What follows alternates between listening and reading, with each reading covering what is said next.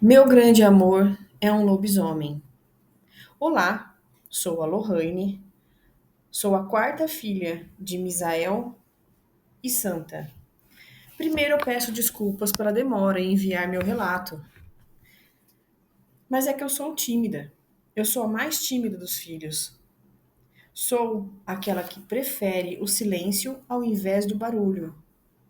Sou aquela que lê um livro seguido do outro, e do outro, e do outro. Sou aquela que não acredita fácil nas pessoas. Eu preciso de tempo, de muita observação e muito feeling para confiar nas pessoas. Tanto que eu não tenho amigos na escola. Realmente eu não tenho. A contadora de histórias é neuropsicopedagoga e eu sei que ela vai puxar a minha orelha, dizendo que eu preciso interagir com as pessoas. Mas eu sou assim mesmo, uma ermitona. Uma parte de minha escolha em ser quieta é a minha mãe. Isso, minha mãe santa não tem amigos. Claro que ela atende todos os clientes de forma elegante, concisa e cheia de atenção, mas não se estende relacionamentos com ninguém. Eu digo, ninguém vai até a minha casa, nós não passamos Natal com ninguém, nós não temos amigos. Mas eu entendo o lado dela. A minha mãe faz parte de um clã de lobisomens, mesmo sendo ela uma pessoa normal. Ela não tem o gene, na verdade, ela não é lobisomem. Ela não teve tanta sorte. Piadinhas à parte, eu acompanho o dia a dia dela e ouço muitas reclamações de clientes, desabafos mesmo sobre a vida pessoal. Sim, quanto à vida pessoal, vocês ouviram bem. Minha mãe, se fosse formada, com certeza seria uma psicóloga. Por quê? O que vem de clientes até ela reclamando de suas vidas, mulheres de modo geral, a maioria, reclamando de suas vidas, seus relacionamentos, suas carreiras, tudo para minha mãe, mesmo ela se mantendo quieta, calada. Com Linda e Maggie se mudando para a fazenda, Cris, Isa, Jennifer e eu ajudávamos na quitanda. Mais Isa, Jennifer e eu, porque Cris ajudava o papai na tenda que ele tem no Ceasa. Com as fazendas de Linda produzindo frutas, verduras e legumes, passamos a nós fornecer para o Ceasa. E o serviço aumentou, graças a Deus. Eu ajudava sim, atendia os clientes sim, sempre usando o modelo de atendimento da minha mãe. Sendo gentil, sempre sorrindo e muito atenciosa. Fazia exatamente como Elizabeth Bennet, em Orgulho e Preconceito, de Jane Austen. Elizabeth, o personagem do filme, é muito risonha, sempre alegre, muito inteligente, mas sofria por um amor que ela não falava pra ninguém, nem pra sua melhor amiga, sua irmã, igual a mim. Só que sem essa parte de amor, né? Deus me livre.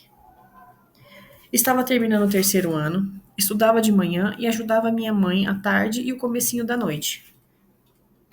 A quitanda cresceu e Jennifer se descobriu uma maravilhosa cozinheira.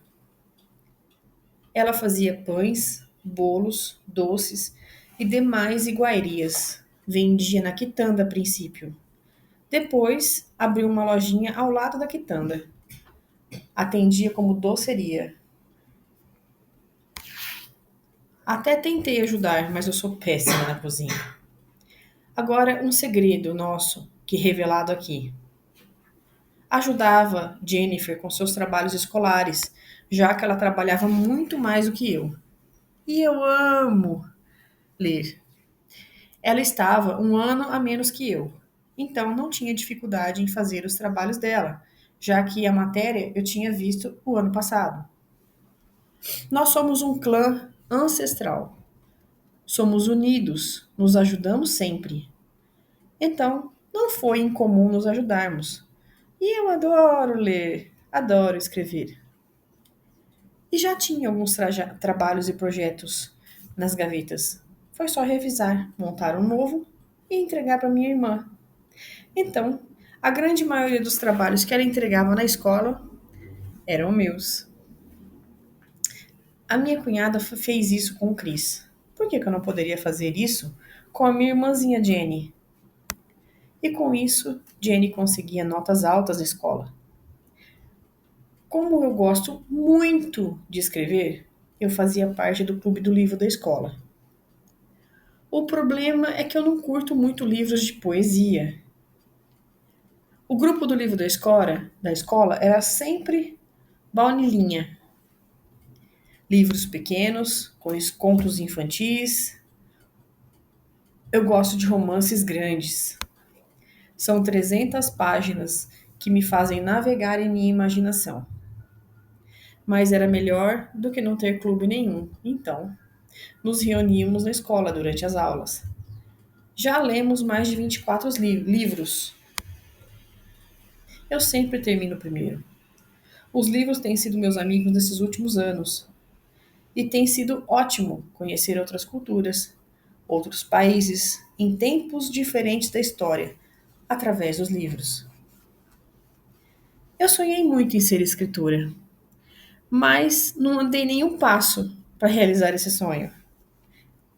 Eu estava então debruçada no balcão de caixa, lendo meu livro favorito, Orgulho e Preconceito, de Jane Austen, quando ouvi: Oi, Lohane. Ergui os meus olhos e vi ser Euler. Estava no mesmo ano que eu, mesma escola, mesma sala de aula.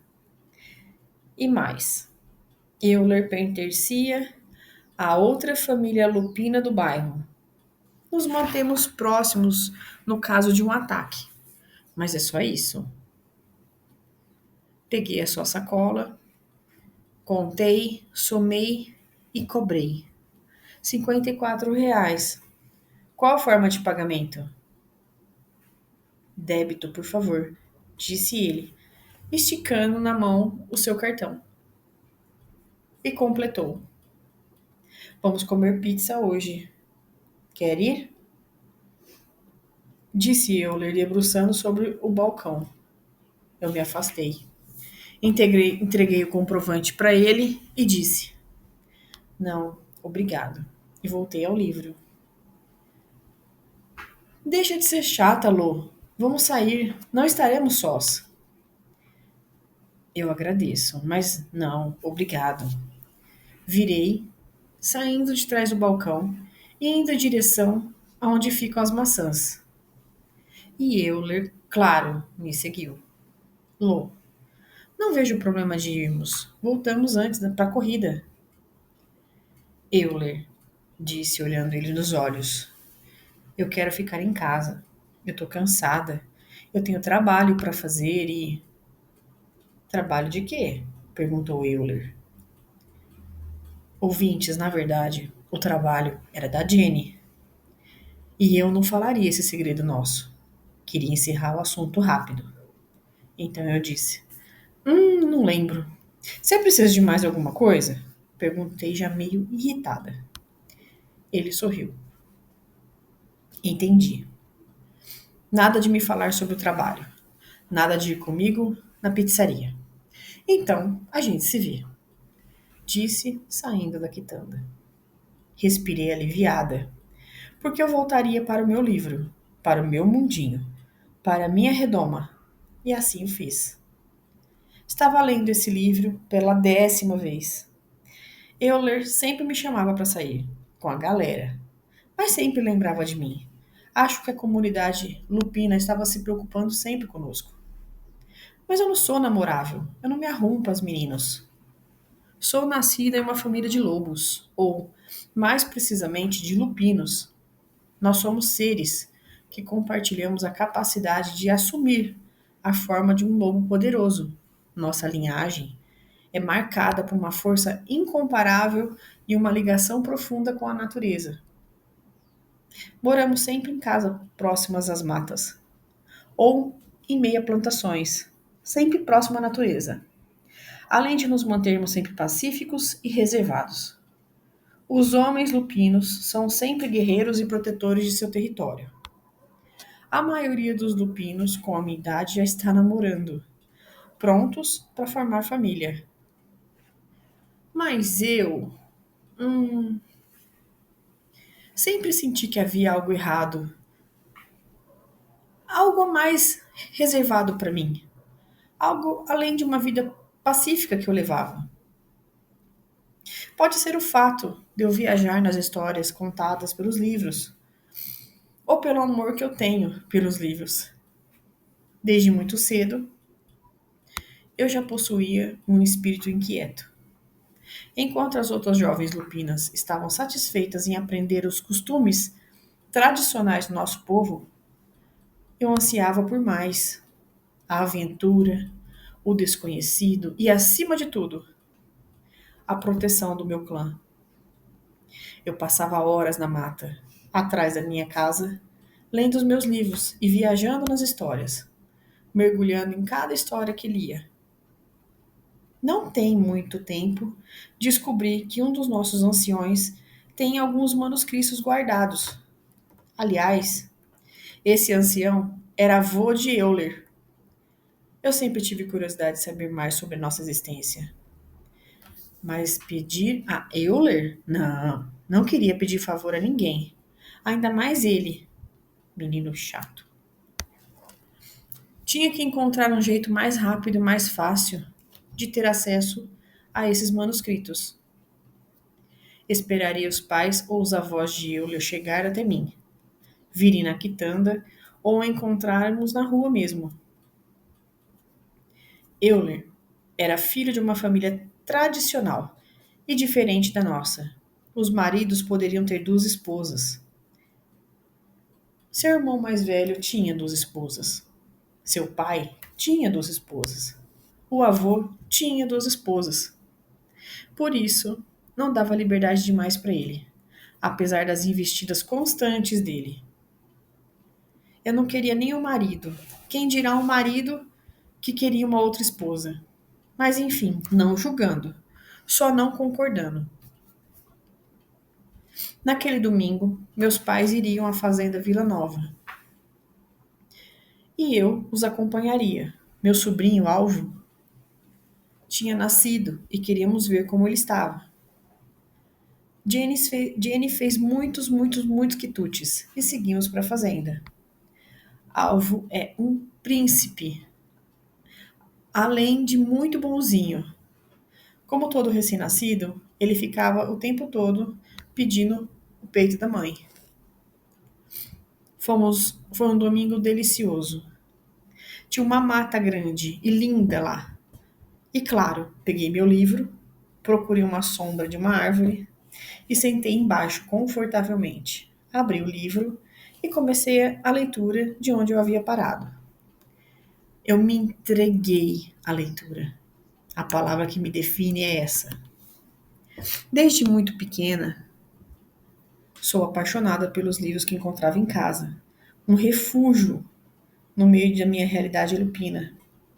Eu lia sobre tudo: civilizações antigas, feitiçarias, viagens por terras distantes e criaturas mágicas. Mas também me interessava por escritos humanos, como criações artísticas, sua história e sua literatura. Cada página revela algo novo e uma nova possibilidade, um novo mistério a ser desvendado. O mundo literário era vasto e infinito, e eu o explorava com a mesma paixão que os outros exploravam as montanhas e florestas.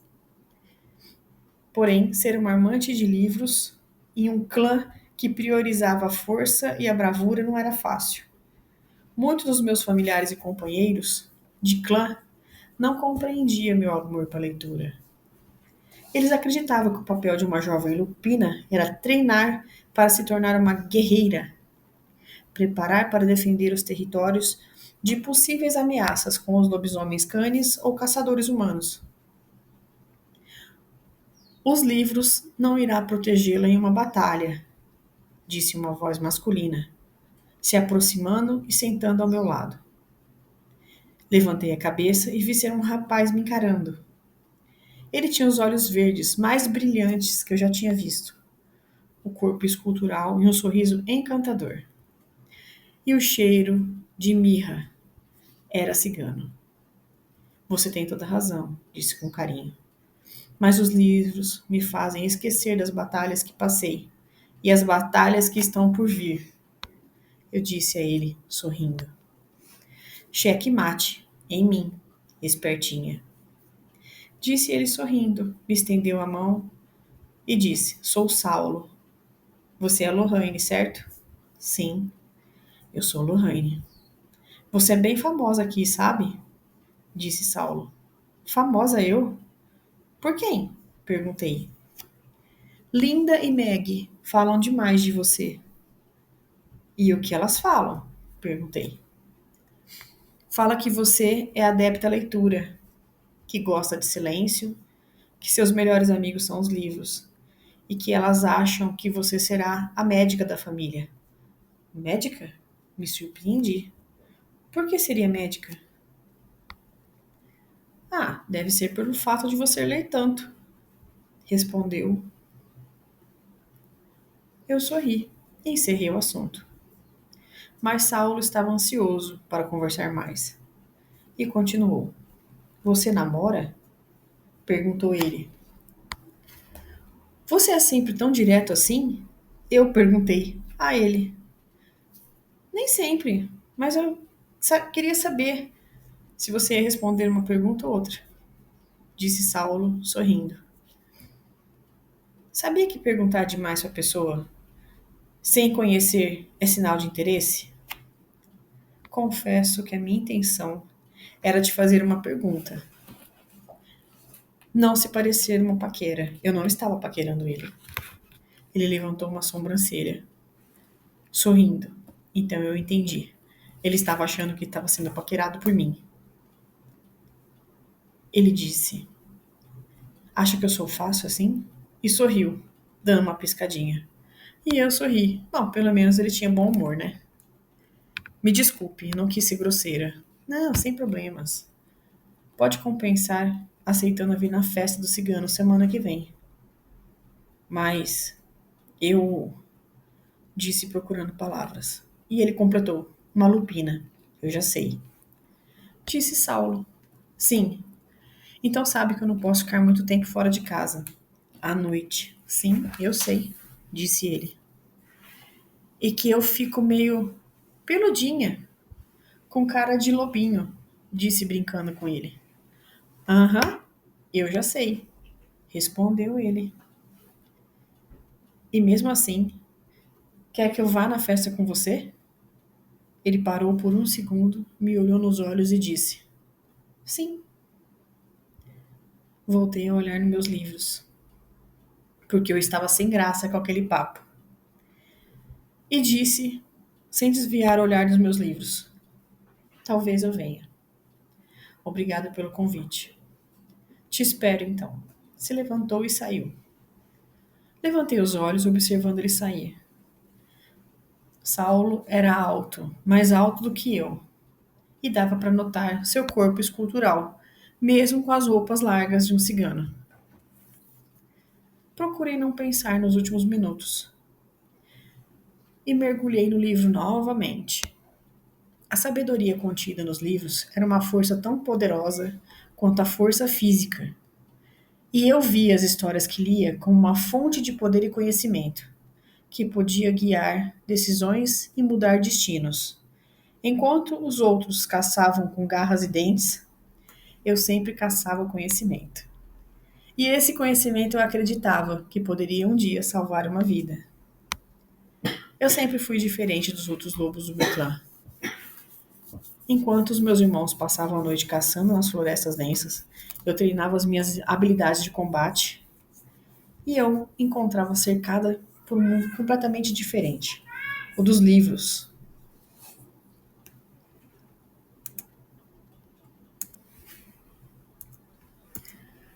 Minha mãe me chamou para irmos para casa.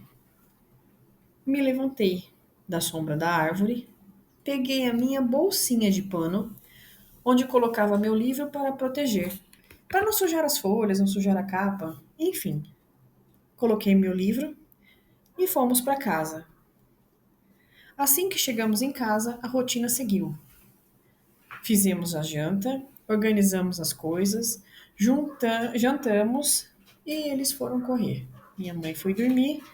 Bom, eu fui ler mais um pouco do meu livro. Apaguei a luz do quarto, ficando apenas com a iluminação do abajur. Peguei a bolsinha de tecido que estava o livro e senti um volume maior. Assim que abri a bolsa para verificar o que era, descobri um cone, estilo pergaminho. Demorei alguns segundos para entender que existia um pergaminho na minha bolsinha de livros. Pensava, como isso veio parar aqui? Eu tinha certeza do que tinha ali dentro, que era só um livro.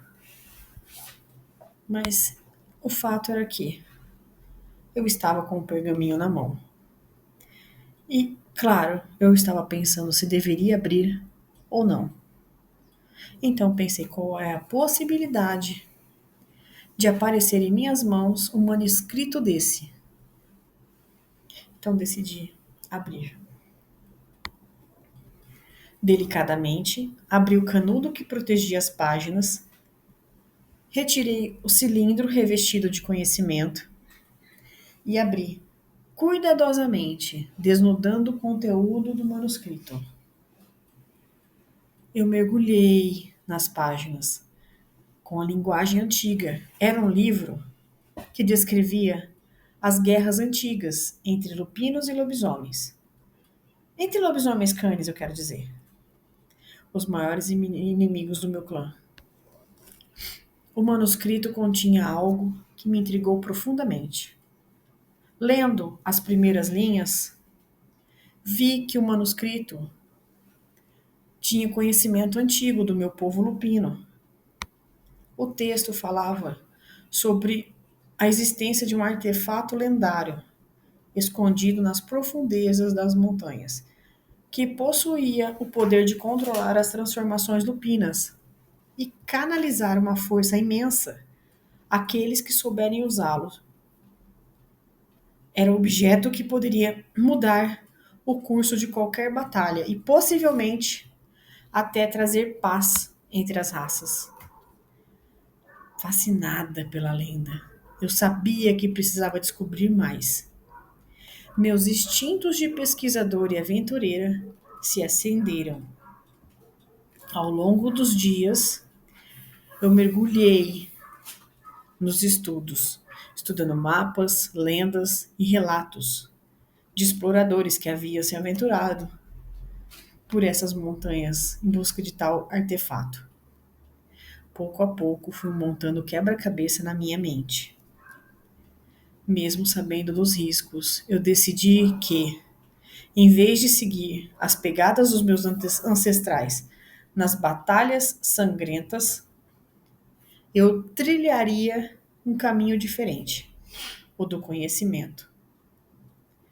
Eu sabia que precisava encontrar um artefato antes que ele caísse em mãos erradas, principalmente nas garras dos lobisomens canes. Já pensou? Os lobisomens canes, nos últimos meses, haviam se tornado cada vez mais audaciosos em suas invasões. Desnecessário dizer que aquela noite eu não corri. E nem nas seguintes. E nem senti vontade. Eu ia dormir às 5 da manhã. E aquela semana eu não teria aula. Era a folga dos estudantes. Então, eu mergulhei naquele pergaminho.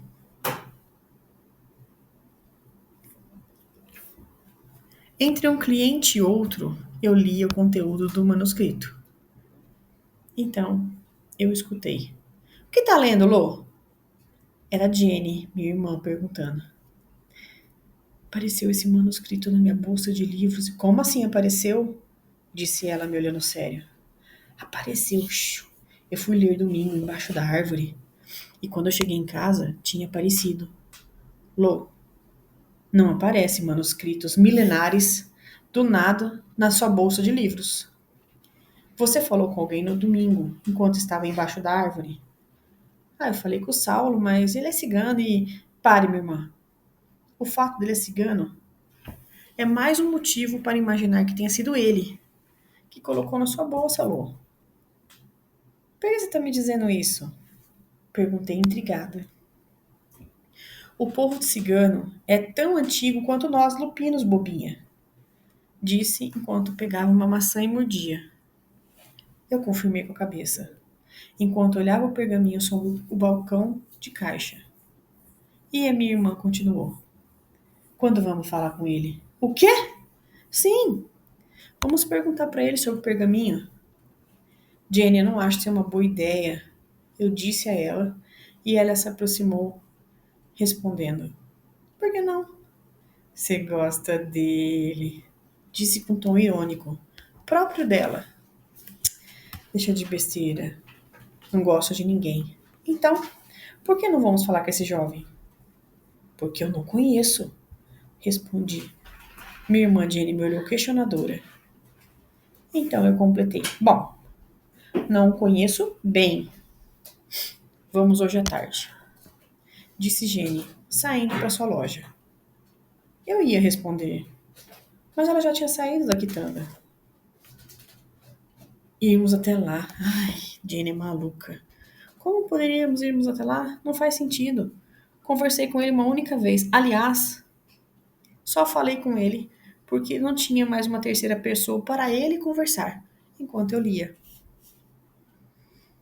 Queria mesmo ler o livro, mas ele apareceu e eu estava isolada. E ele apareceu, eu não deveria ser grosseira. Então conversamos. Só por isso. Mas eu sabia como era difícil fazer a Jenny mudar de ideia. Então não questionei. Não discuti. Só aceitei. Jenny marcou para o dia seguinte pela manhã e nós iríamos até a fazenda. Na manhã seguinte, no carro de Linda, logo cedo, Jenny telefonou a ela dizendo que nós tínhamos um manuscrito e ela veio nos buscar. Claro que ela não disse nada para o nosso pai. Bom, a nossa mãe não era boba. Enfim, nenhum dos dois sabiam, eu achava. Dormiríamos aquela noite na fazenda Vila Nova. Assim que chegamos, vimos meu cunhado, marido de Meg, e mais dois rapazes conversando. Reconheci um deles ser Saulo. Nota da Lupina. Sabem que temos um senso apurado de cheiro. Conseguimos sentir um cheiro à distância. Sabemos quando as pessoas usam perfume ou não. Sabemos onde as pessoas foram pelo cheiro. Meu pai já pegou alguns assassinos pelo cheiro de pólvora, caso tenha usado uma arma, ou pelo cheiro de sangue, de um modo geral. Os indianos sentimos os cheiros característicos de orientais, óleos orientais. Os chineses sentimos o cheiro de pele. Os ciganos sentimos o cheiro de mirra. Não digo que é ruim, mas sim característico. E assim que entramos na fazenda, o cheiro de mirra dominou o ambiente. Meus instintos estavam em alerta. Temos uma longa história com o povo cigano. Muito antes de Meg Xamã. Meu pai foi criado num acampamento cigano, depois que a Descov dizimou a minha família.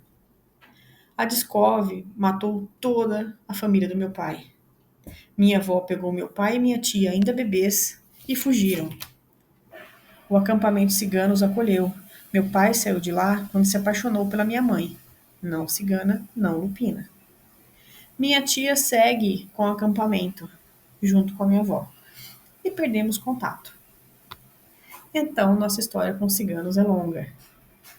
Aqui na cidade, nos associamos aos lupinos existentes e vivemos bem.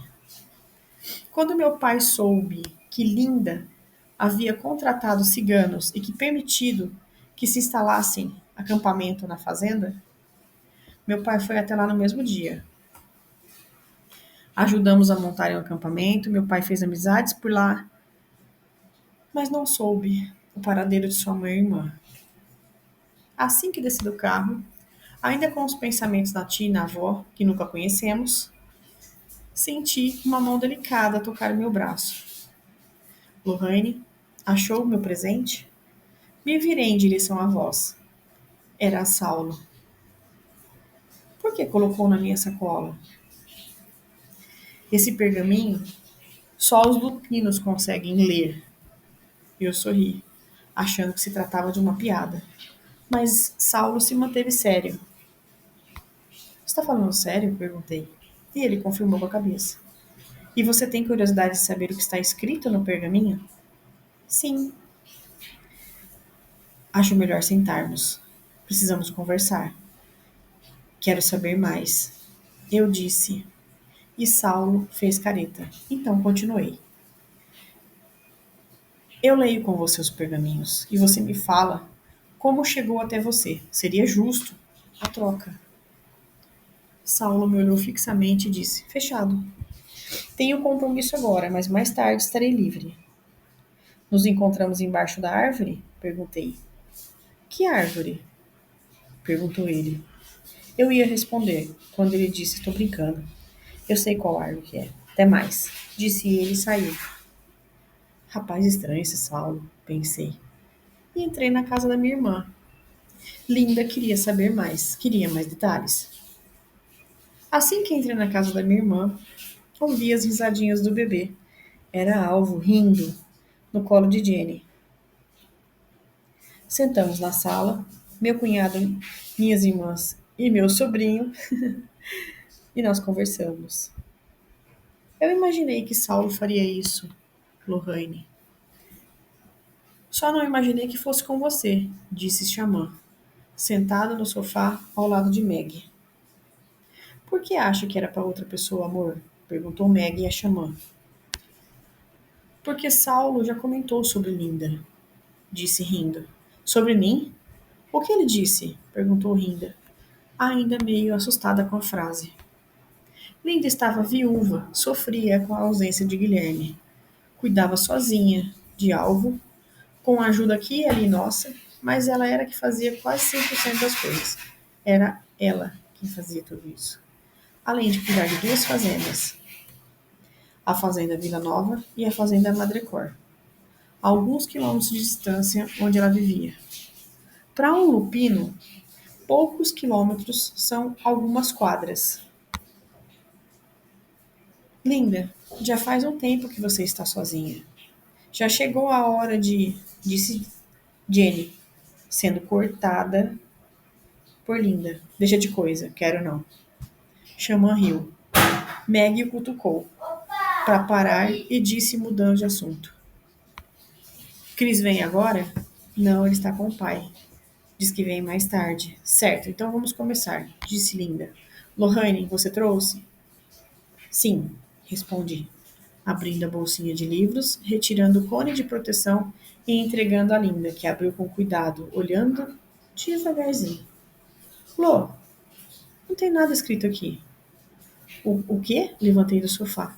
Entrei em direção à Linda. Peguei o pergaminho na mão e estava tudo normal. Escrito. Normal. Linda, está escrito. Olha aqui. Mostrei a Linda o escrito. Meg se aproximou. Também não vejo nada. Venha ver, Jenny. Jenny se aproximou e constatou. Também não vejo nada. Pelo jeito, só você lê ele. Lê para nós, por favor. Estão brincando. Vocês não veem mesmo? Perguntei. Não. Insistimos. Leia para nós, por favor. Muito bem, vamos à leitura. Sentei no sofá confortavelmente e comecei a ler. Nasce o licantropo. Referências de homem-lobo aparentes nas obras de filósofos antigos, como Heródoto, Pausânias e Plínio o Velho. Na mitologia grega, existe a história do rei Licão, de Arcádia, que fez Zeus comer as vísceras cozidas do próprio filho. Para puni-lo, o deus o transformou em lobisomem. É dele que vem o termo licantropia, a habilidade mágica de se transformar nessa criatura. Quase todas as culturas antigas tinham lendas que misturavam homem e animal, como forma de explicar, por exemplo, crimes violentos e surtos de fúria. Onde não havia lobos, o folclore envolvia outros predadores. Países africanos são comuns relatos de pessoas que viram hienas, crocodilos, leopardos, leões e panteras. Na China, os tigres. No Japão, as raposas. Na Rússia, os ursos. O fato real é que, durante a Idade Média, corria o boato de que seres da noite, na verdade, eram excomungados pela igreja. Mas nem sempre a habilidade de se transformar em lobo foi vista como uma maldição. Algumas narrativas da época afirmaram que Deus até havia transmitido esse dom a alguns santos católicos, como São Tomé de Aquino e São Patrício. O padre que excomungava os fiéis que, de acordo com ele, possuía o dom para se manter na igreja, não possuía o dom para se manter na igreja. Esse padre é chamado de Túlio Vicenza. Ele excomungou muitas famílias de acordo com o seu interesse financeiro. Excomungou e tomou posse de seus bens. Com o tempo, o padre virou bispo, trazendo outro padre para sua congregação. Um padre mais bondoso, um padre que acolhia todos que precisavam. E as excomungações diminuíram. E assim a arrecadação da igreja também caiu.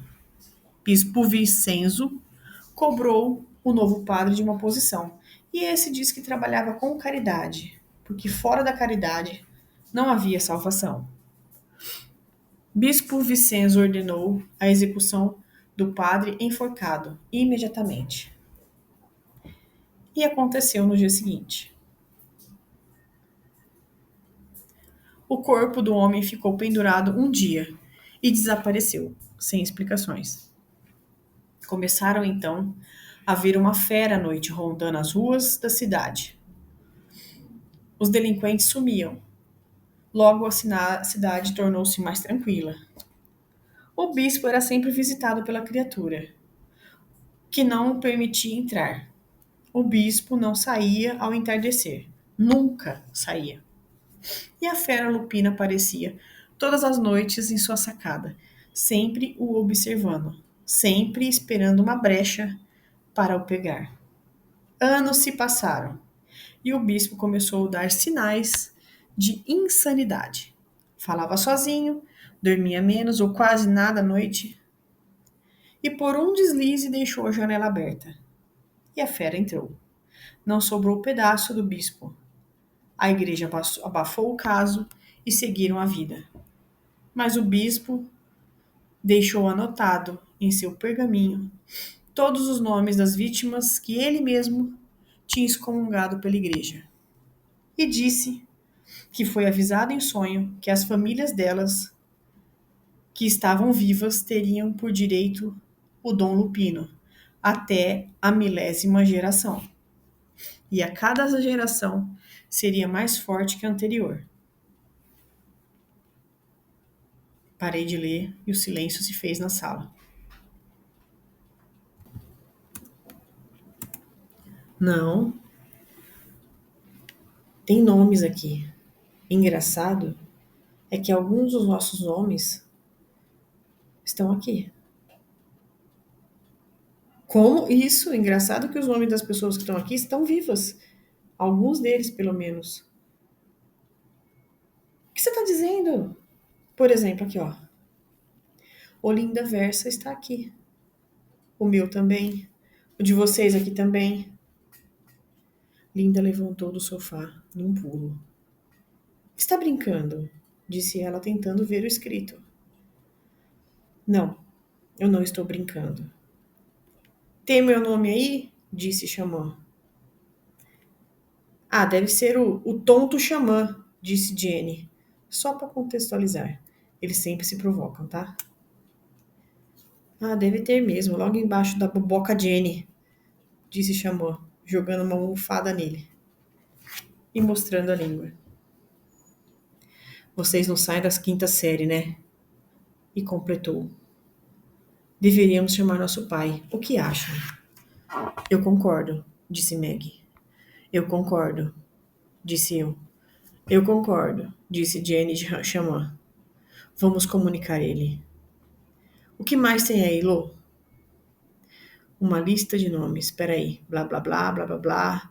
No final tem sim. Bem pequeno da folha. A maldição do lupino cai sobre as famílias as quais seriam mais fortes, mais justas e abençoadas. Existe uma pedra protegida por outras pedras de menor valor, dentro da proteção de uma casa natural. E apenas um lupino, de sangue puro, conseguirá ver o que está nessa pedra.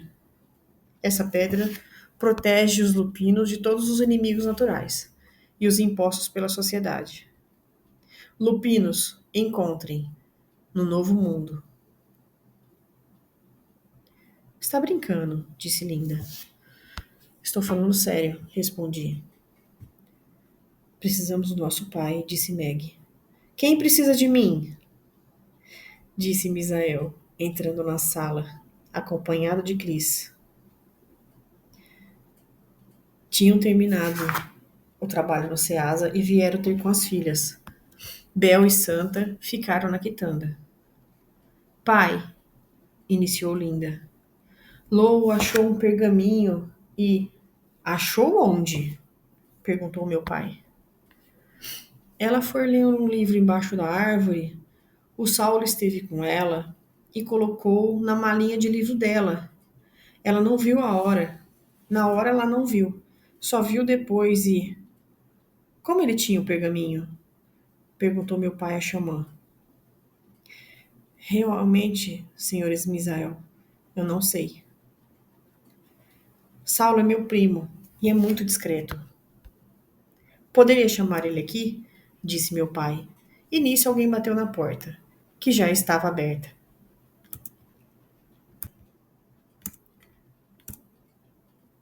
Podemos entrar? Eram Walter e Saulo.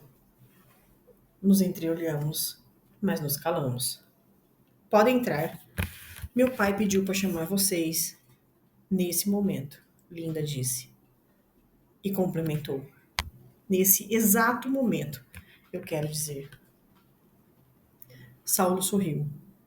Entraram e se acomodaram em cadeiras que Jenny e eu levamos até a sala, onde todos os lupinos estavam.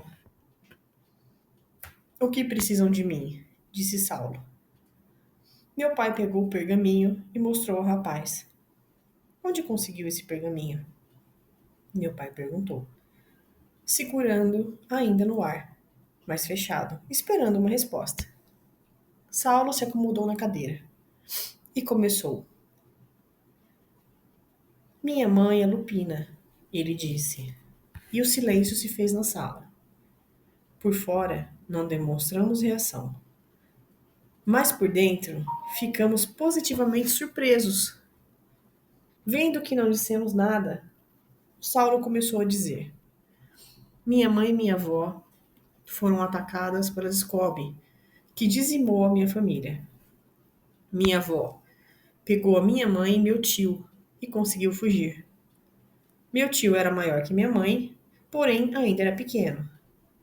Minha avó conta que, era noite, a Scooby invadiu sua casa, atirando e matando meu avô e 5 dos meus tios. Foi o tempo dela pegar meu tio e minha mãe e sair pela porta da cozinha. Saiu correndo, rumo ao mato. Minha avó conseguiu sair do risco da Scooby, mas agora estava sozinha, com 2 crianças no meio do mato à noite. A escuridão era grande. Minha avó então elevou o pensamento a Deus, pediu auxílio e orientação. Foi quando ela viu um vagalume bem na sua frente. Ela então começou a seguir o vagalume. Seguiu por longos minutos, E minha avó visualizou então luzes a uma certa distância.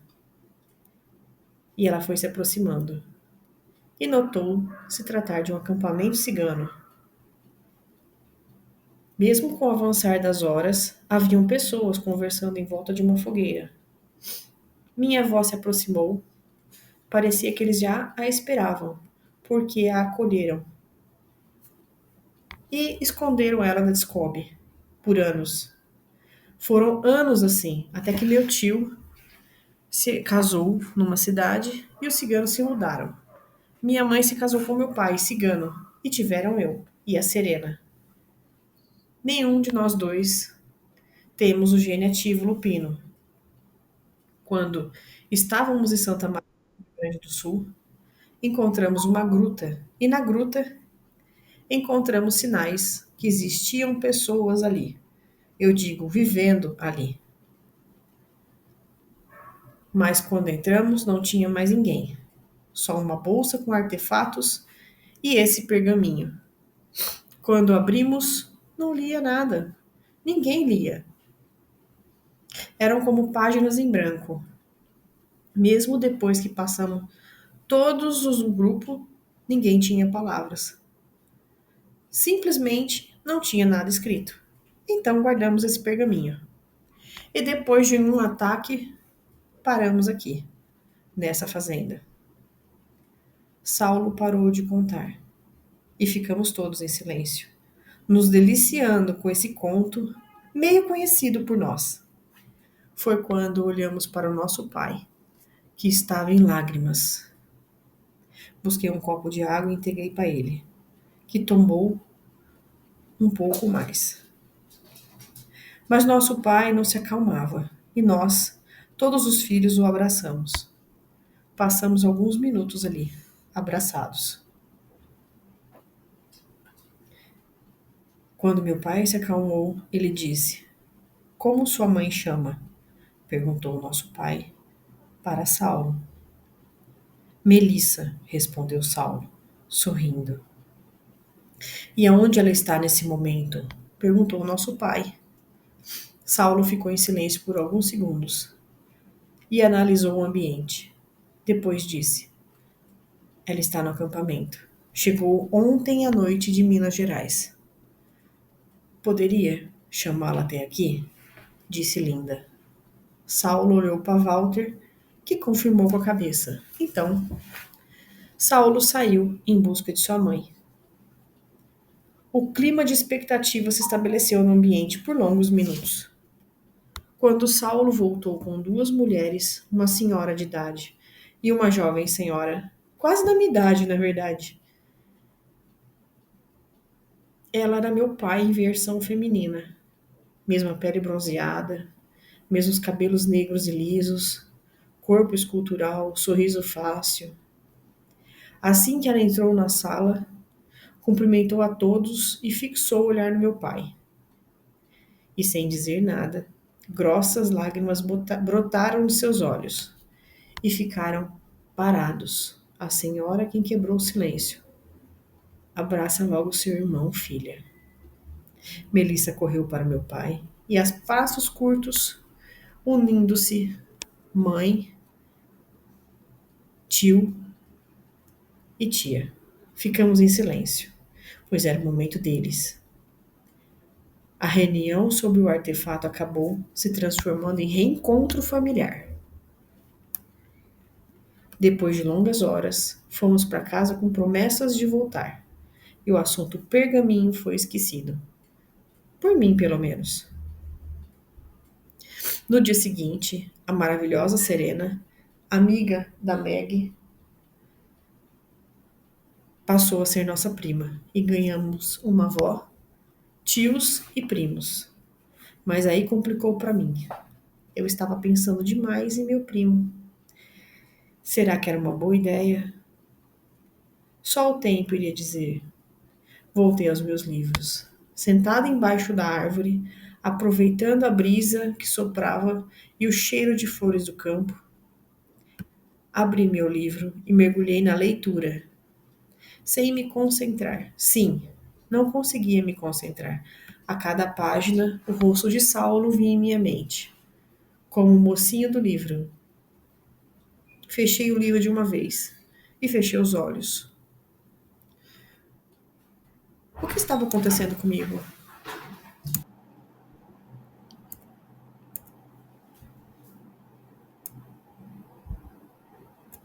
Não pode ser que eu estava em meu momento de lazer preferido, pensando em meu primo recém-descoberto.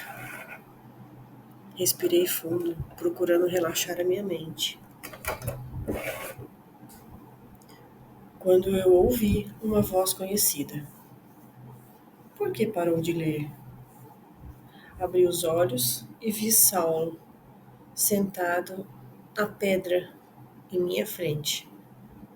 Oi, primo, pensei rápido e respondi brincando. E Saulo sorriu. Pois é, nós somos primos. Ele disse, me analisando. Como eu não tive reação, ele continuou. Acha ruim ser minha prima? Eu sorri. Sabia que ele estava jogando e eu iria jogar o jogo com ele. Sim, afinal, primos são apenas primos. Não podem namorar e nem casar. Por que não podemos? Respondeu Saulo. Nós, ciganos, casamos com primos, sem problemas. Os ciganos casam com primos? Sim, nós casamos. Na verdade, não casamos com parentes de primeiro grau. Então, podemos sim nos casar, disse ele, como se fosse a coisa mais normal do mundo, como se esse assunto não o incomodasse. Então, joguei o jogo dele. Então, se estiver pensando em casar com uma prima, lembre-se que só aqui você tem duas primas disponíveis, além de algumas no acampamento, certo? Eu disse, e Saulo gargalhou. Está preparando um casamento para mim? Disse Saulo. E foi tão engraçado que eu também ri. Sim, por que não? Dizem que casamento é bom. Meus pais são felizes. Meus pais também são felizes, disse Saulo, concordando. Vou aproximar você da minha irmã, eu disse. Ah, sim, eu a conheci na sala. Uma moça linda, ele disse e eu sorri. E ele continuou. Quase tão bonita quanto você. E, quase sem pensar, eu respondi: sim, um dia Jenny chega até lá. E eu ri. Eu só falei porque é uma piada interna da família, mas sou arrogante, eu sei. E eu tentei consertar. Estou brincando. Ela é incrível, eu disse. E Saulo se levantou.